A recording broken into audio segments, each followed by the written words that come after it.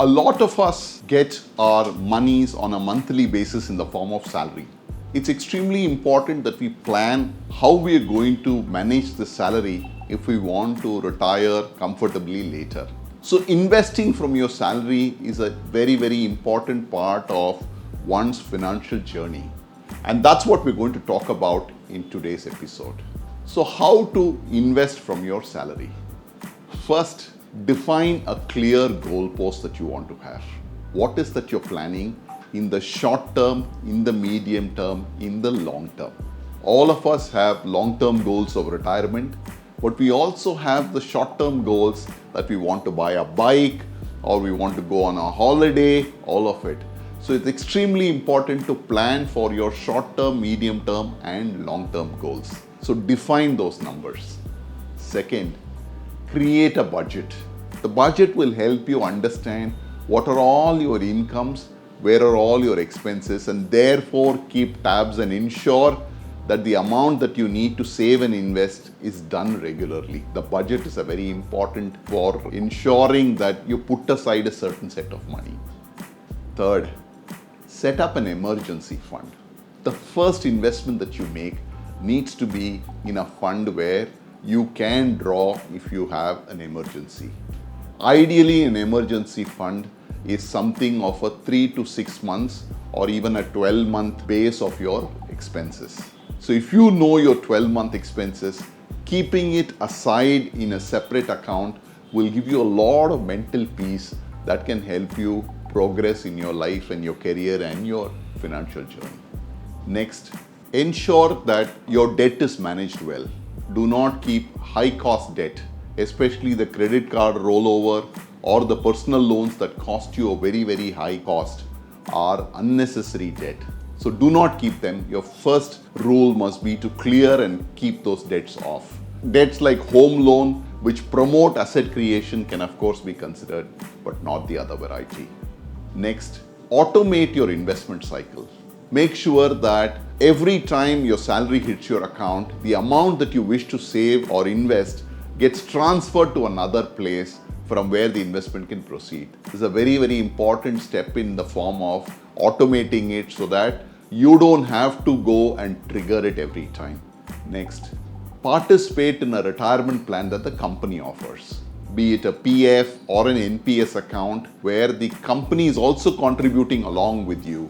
The company's contribution comes to you free of tax. Your own contribution gives you a tax benefit as well.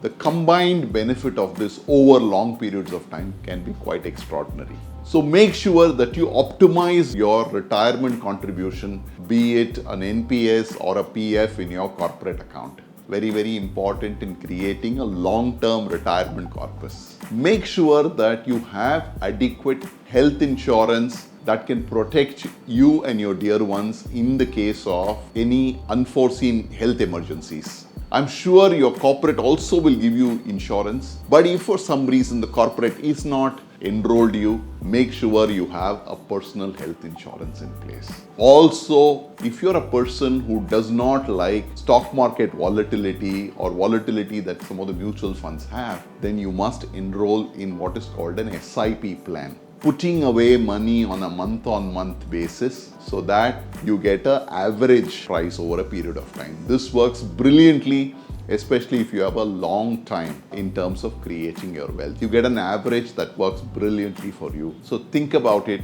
Put away money on a regular basis into an SIP plan, which can help create a big long-term corpus for you. Next, diversify your portfolio among a variety of different investments. Not just equity, you need to have a little bit of debt, you need to have a little bit of commodity like gold, so on and so forth. Make sure that you have a basket of investments going for you. Make sure that you spend a little time reviewing and rebalancing your portfolio at least once in 6 months or once in 12 months. Very, very important to relook at your investments, how they are performing, and if they are not performing really well, take corrective actions.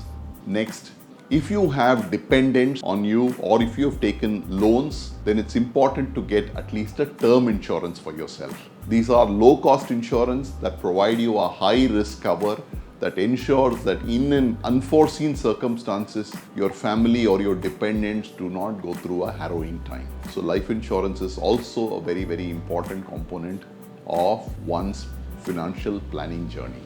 Next, educate yourself. Investing is a long-term journey, so it's extremely important that you slowly understand how investments work, and you will make mistakes along the way. Do not bother. That's the way we all learn. So make sure that you constantly update yourself on your personal investments. Next, look at income tax as a blessing for you in some sense of how you manage your personal finance. Income tax can be a great boon when you plan your investments, or a bane depending upon how you manage your investments. So take cognizance of tax provisions and plan your investments accordingly.